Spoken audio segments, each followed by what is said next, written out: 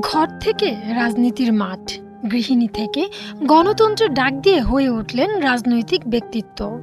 তিনি BNP chairperson ও সাবেক প্রধানমন্ত্রী খালেদা জিয়া।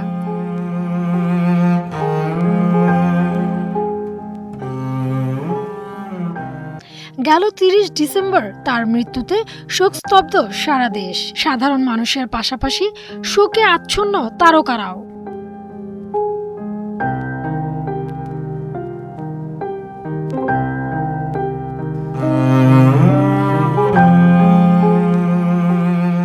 ঢাকাই সিনেমার শীর্ষ নায়ক শাকিব খান লিখেছেন, সাবেক প্রধানমন্ত্রী বেগম খালেদা জিয়ার ইন্তেকালে গভীর শোক প্রকাশ করছি।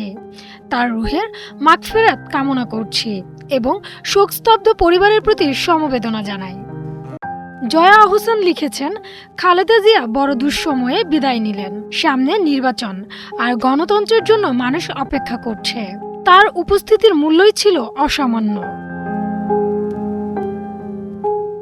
চিত্রনায়িকা পরিমণি ফেসবুকে লিখেছেন, তিনি চলে গেলেন, তিনি সয়ে গেলেন, তিনি রয়ে গেলেন, তিনি এভাবেই থেকে গেলেন এই মানচিত্রে। বেগম খালেদা জিয়া, আপনি জিতে গেলেন আসলে। সামাজিক যোগাযোগ মাধ্যমে নগর বাউল খ্যাত জেমস লেখেন, শোক ও বিনম্র শ্রদ্ধা। বাংলাদেশের নির্বাচিত সাবেক প্রধানমন্ত্রী দেশনেত্রী বেগম খালেদা জিয়ার ইন্তেকালে আমরা গভীর শোক প্রকাশ করছি। মহান আল্লাহ তাআলা যেন তাকে জান্নাতুল ফেরদাউসের সর্বোচ্চ মাকামে অধিষ্ঠিত করেন। বেগম খালেদা জিয়ার একটি সাদা কালো ছবি শেয়ার করে সিয়াম আহমেদ লেখেন, ইন্না লিল্লাহি ওয়া ইন্না ইলাইহি রাজিউন। বেগম খালেদা জিয়ার আত্মার মাগফিরাত কামনা করছি।